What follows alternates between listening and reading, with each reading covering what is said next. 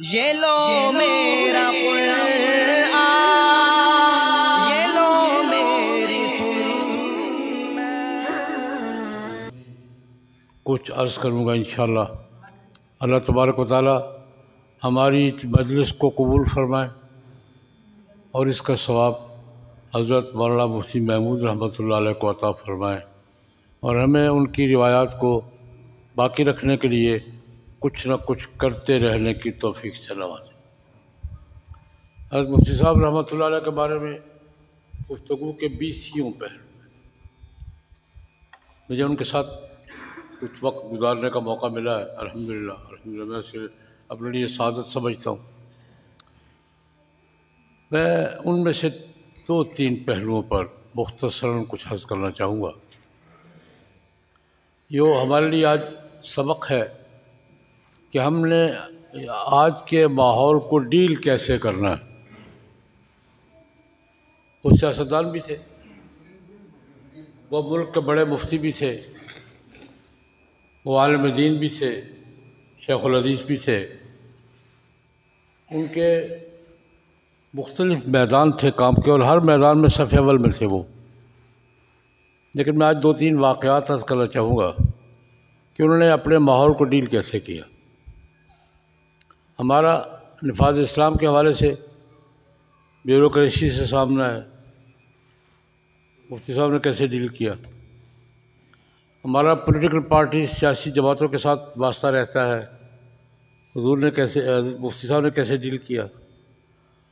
Parliament سے واسطہ رہتا ہے، انہوں نے کیسے ڈیل کیا۔ ان تینوں حوالوں سے ایک واقعہ عرض کرنا چاہتا ہوں۔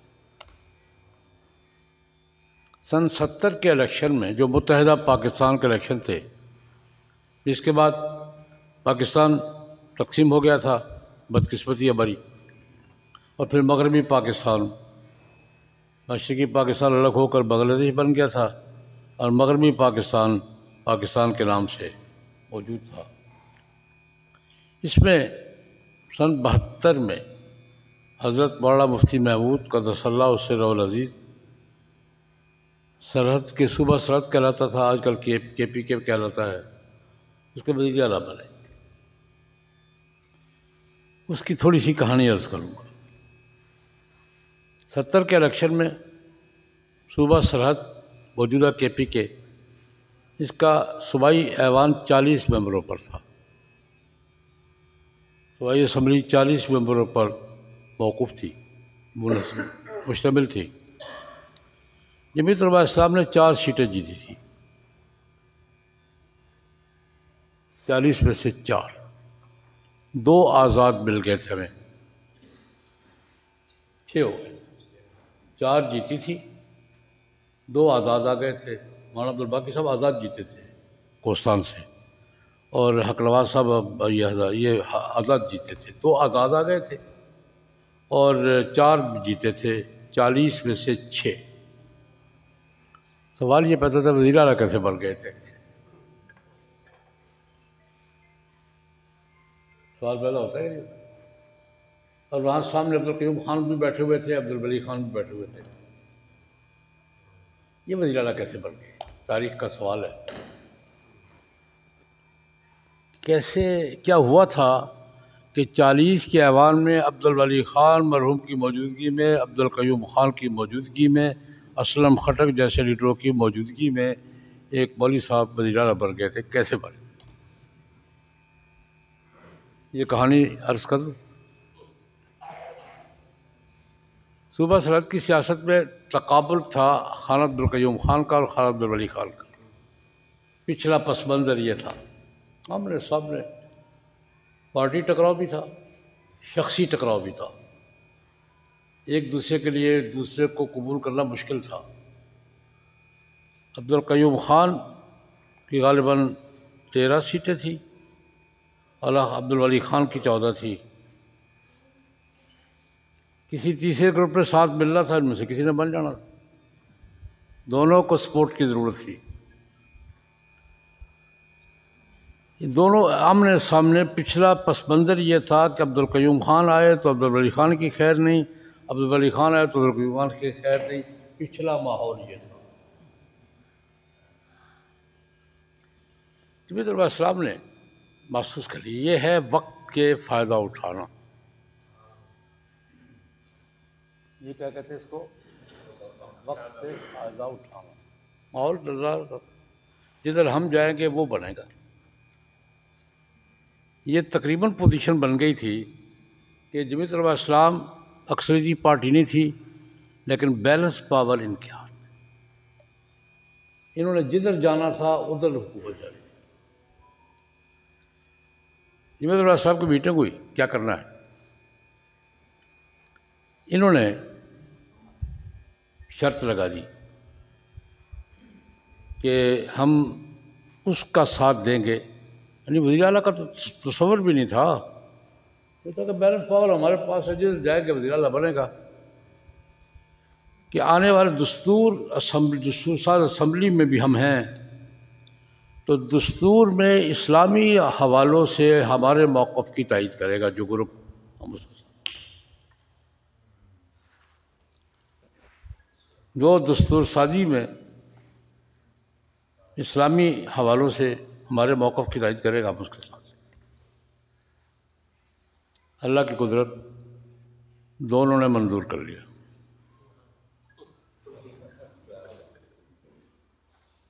دونوں نے منظور کر لیا. انہوں نے بھی کر لیا انہوں نے بھی کر لیا. اب پھر میٹنگ ہوئی کیا کرنا ہے کہ صوبائی حکومت اس نفاذ اسلام کے بنیادی اقدامات کی جو حمایت کرے گا ادھر چلے جائیں گے. دونوں نے منظور کر لیا.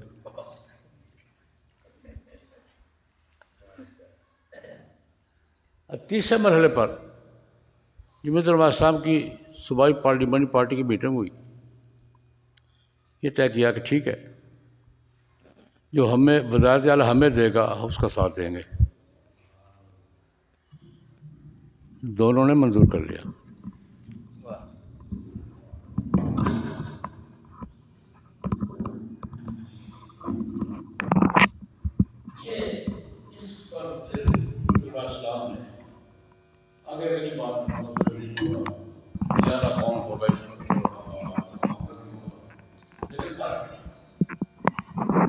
اس ڈیلنگ کے نتیجے میں اصل بات کیا تھی کہ دونوں ایک دوسرے سے خوفزدہ ہوئے. اصل پس منظر یہ تھا.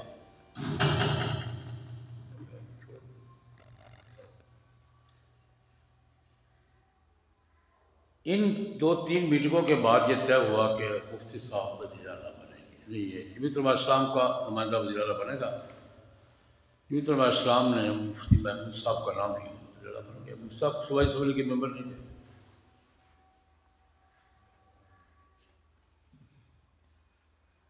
یہ بھی صوبائی اسمبلی کے ممبر نہیں قومی اسمبلی.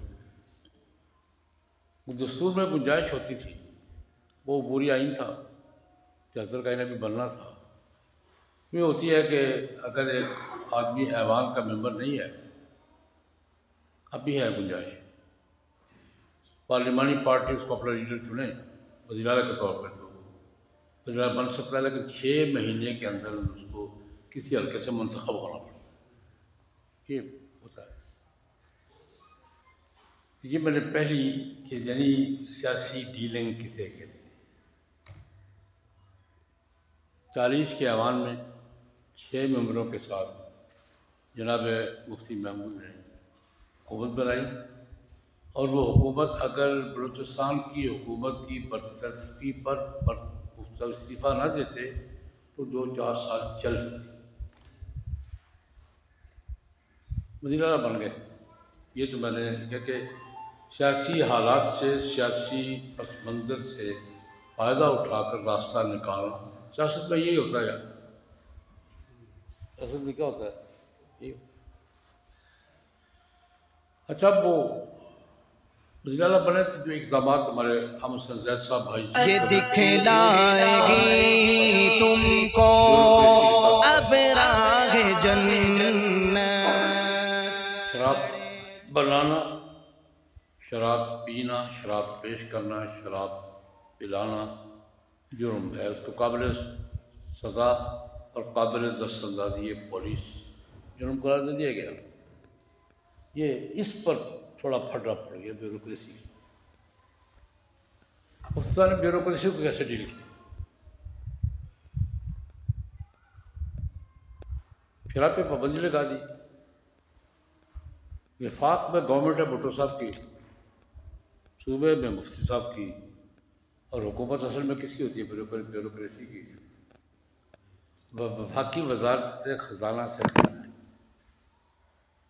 جناب آپ نے شراب پہ پابندی لگا دی، صوبے کو شراب کی مد میں اتنی آمدنی ہوتی ہے ٹیکسوں ویکسوں کی، 45 لاکھ تھی کیا زمانے میں، تو وہ آپ کو نہیں ہوگی تو بجٹ آپ کا خسارے میں جائے گا، ہم آپ کی کوئی مدد نہیں کر سکیں گے تو کیا کریں گے؟ بیوروکریسی کسے کہتے ہیں ذرا سمجھیں۔ آپ کو جو شراب کی مد سے بکتی ہے، چلتی ہے، پی جاتی ہے، ٹیکس ویکس آتے ہیں، جو آپ کو ٹیکس وصول ہوتے ہیں وہ نہیں ہوں گے، اتنا خسارہ پورا کیلکولیٹ کر کے بھیجا ہوگا، اتنا خسارہ ہوگا آپ کو، تو بجٹ میں آپ یہ خسارہ کیسے پورا کریں گے؟ مفتی صاحب نے جواب لکھا بطور وزیر اعلیٰ کے، ٹھیک ہے آپ پریشان نہ ہوں، ہم آپ کو تنگ نہیں کریں گے، ہم اخراجات میں کمی کر کے اپنا خسارہ پورا کریں گے، اخراجات کم کریں گے، آپ کو ہم زحمت نہیں دیں گے، آپ پر تسلی رکھیں۔ دوسرا خطرہ ہے جناب صوبے میں غیر مسلم بھی رہتے ہیں، شراب ان کے لیے تو حرام نہیں ہے، ان کو ہر شہر میں کوئی نہ کوئی سہولت مہیا کرے، کاؤنٹر، کوئی دکان، کوئی پرپٹ، غیر مسلم پر وہ شراب اگر حرام نہیں سمجھتے نہیں ان پر پھر آپ یہ پابندی کیوں لگاتے ہیں؟ مفتی نے بڑا خوبصورت جواب دیا کہ ٹھیک ہے اگر کوئی شراب نوشی میں پکڑا گیا اور یہ بات سامنے آئی غیر مسلم ہے تو ہم اس کو گرفتار نہیں کریں گے، پرچہ نہیں کریں گے، لیکن شراب مہیا کرنا ہمارا کام نہیں ہے۔ بات ہم یہ کر سکتے ہیں کہ غیر مسلم اگر، ویسے یہ بھی درمیان میں بات کرتا ہوں، یہ بھی ہمارا بہانہ ہے، پاکستان کی 2 بڑی غیر مسلم اقلیتیں آن ریکارڈ کہہ چکی ہیں، ہمارا نام کیوں استعمال کرتے ہو؟ عیسائی مذہبی رہنما 1 سے زیادہ مرتبہ آن ریکارڈ کہہ چکے ہیں بھئی ہمارے یہاں بھی حرام ہے، ہمارے نام سے کیوں پربڑ دیتے ہو؟ اور ہندو آل پاکستان ہندو کونسل وہ بھی آن ریکارڈ کہہ چکی ہے کہ ہمارے نام سے کیوں، ہمارے بھی حرام ہے، لیکن ہم دیتے ہیں۔ ہمارے یہاں آج کل شراب کے ہندوؤں کا پربڑ چلتا ہے، آل پاکستان ہندو کونسل باضابطہ ریزولیشن کر کے آج سے 4-5 سال بھئی ہمارے نام سے مت دو، ہمارے یہاں بھی حرام ہے یہ۔ اور یہ ہماری جوشوا فضل الدین مغربی پاکستان اسمبلی کے ممبر تھے، شور بچا بچا کے مر گیا، ہمارے نام پہ کیوں دیتے ہو یار، ہم بھی ہمارا بائبل میں بھی حرام ہے یہ، ہم حرام سمجھتے ہیں۔ خیر مفتی نے جواب دیا کہ ٹھیک ہے ہم یہ استعمال کر لیتے ہیں، کیونکہ غیر مسلم اگر پکڑا گیا تو ہم اس کو پرچہ دیں گے، لیکن شراب مہیا کرنا، دکانیں کھولنا ہمارا کام ہے، اس کی ذمہ داری قبول نہیں کرنا۔ تیسرا فرق کہ جناب بعض بیماریوں کا علاج شراب ہے، اور حالت اضطرار میں تو حرام استعمال کی جا سکتی، فمن اضطر غیر باغ ولا عاد قرآن کہتا ہے۔ تو آپ کو غیر مسلموں کے لیے چلو کچھ نہ کریں، یہ بیماروں کے لیے بڑے اسپتالوں میں کاؤنٹر کھولیں،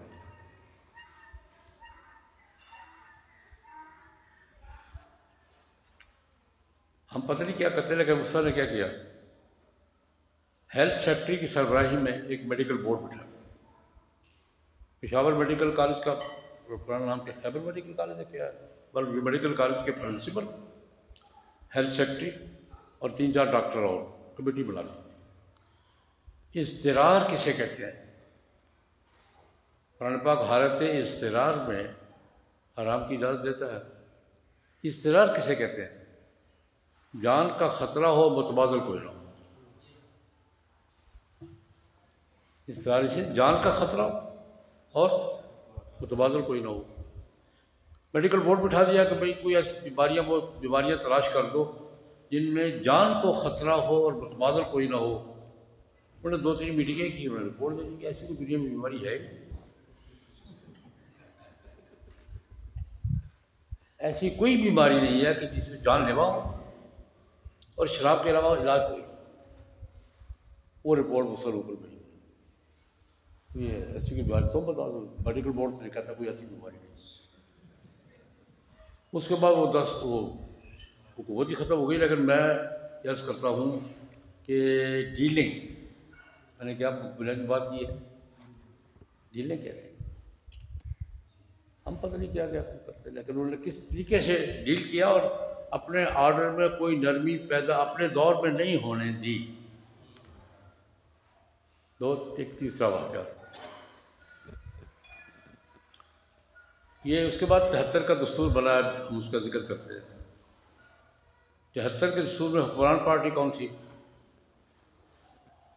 پاکستان پیپل پارٹی.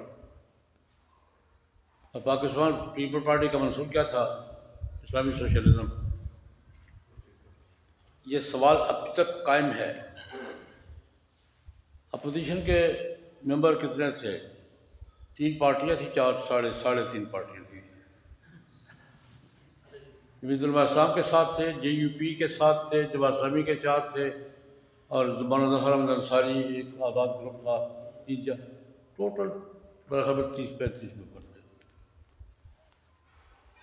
73 کے دستور میں قرارداد مقاصد کیسے شامل ہوئی ہے، اور 73 کے دستور میں اسلام سرکاری مذہب کیسے بنا ہے، اور 73 کے دستور میں یہ گارنٹی کیسے شامل ہوئی ہے کہ قرآن و سنت کا کوئی قانون نہیں بنے گا. پیپل پارٹی کا منشور تو نہیں تھا یہ. سوال دیکھیں، مفتی صاحب رحمۃ اللہ علیہ پہلے قائد حزب اختلاف سے عبدالولی خان مرحوم، وہ گرفتار ہو گئے تو قائد حزب اختلاف مفتی صاحب، اپوزیشن قائد ایوان سے بھٹو صاحب اور اپوزیشن لیڈر تھے مولانا مفتی محمود. اب مسئلہ آئین کے دوسری پاسوں چل رہی ہیں.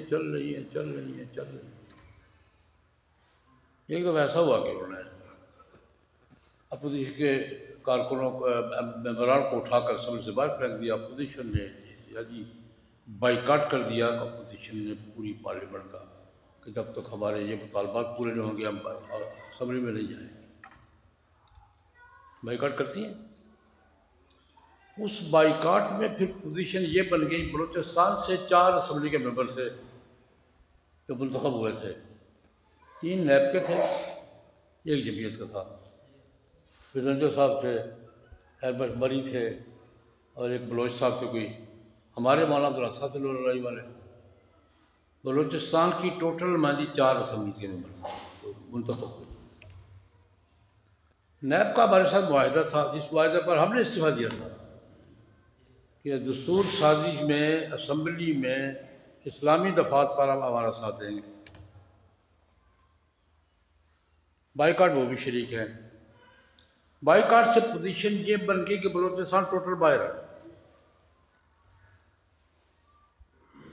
ایک یونٹ ملک کا 4 ممبر نہیں، ایک صوبہ باہر ہے. ایک صوبے کی غیر موجودگی میں آئین بنا کیسے سکتے ہیں آپ؟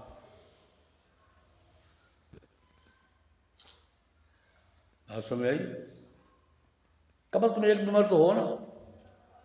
جس آئین سے شادی میں پورا صوبہ باہر ہے وہ آئین نہیں بن سکتا، ممکن نہیں. ایک یونٹ ہے، ممبر پچھک 4 ہے لیکن پورا یونٹ ہے. بائیکاٹ بلوچستان شریک ہے. اس وقت بلوچستان کے 4 ممبروں میں سے کسی کو توڑنے کی جو محنت تھی وہ آپ سفر نہیں کر سکتے. ہمارے عبدالحق صاحب رحمۃ اللہ علیہ کے بارے میں پوچھا، بلوچستان نے بلا کہا تھا جو مانگو دوں گا. چھوڑو اس بات کو، مفتی محمود کہے گا ووٹ دے گا. غوث بخش بجنجو جیسے، خیر بخش مری جیسے لوگ خالص سیکولر سے بھی آگے.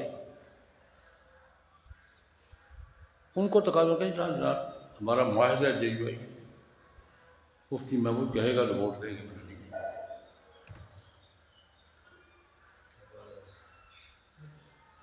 وہ معاہدہ جو ہوا تھا نا، اب کام آ رہا ہے۔ پورا زور لگا لیا کہ بلوچستان سے کوئی ایک ممبر مل جائے جس ہم کہہ سکے کہ یہ ایک ممبر ہمارے ساتھ ہے، بلوچستان کی نمائندگی ہے۔ نہیں جناب، سوال نہیں پڑا، ہم سے زیادہ نہ پڑی تھی، نہیں کر۔ مفتی محمود کہے گا تو ووٹ دیں گے، بولے خیر بری بہت بہت بلنجو اڑ گئے، نہیں ہمیں تو مفتی محمود کہے گا تو ووٹ دیں گے۔ اس بائیکاٹ سے تنگ آ کر بھٹو صاحب مذاکرات پر آئے، اس نے کہا آپ بات کرو میرے ساتھ۔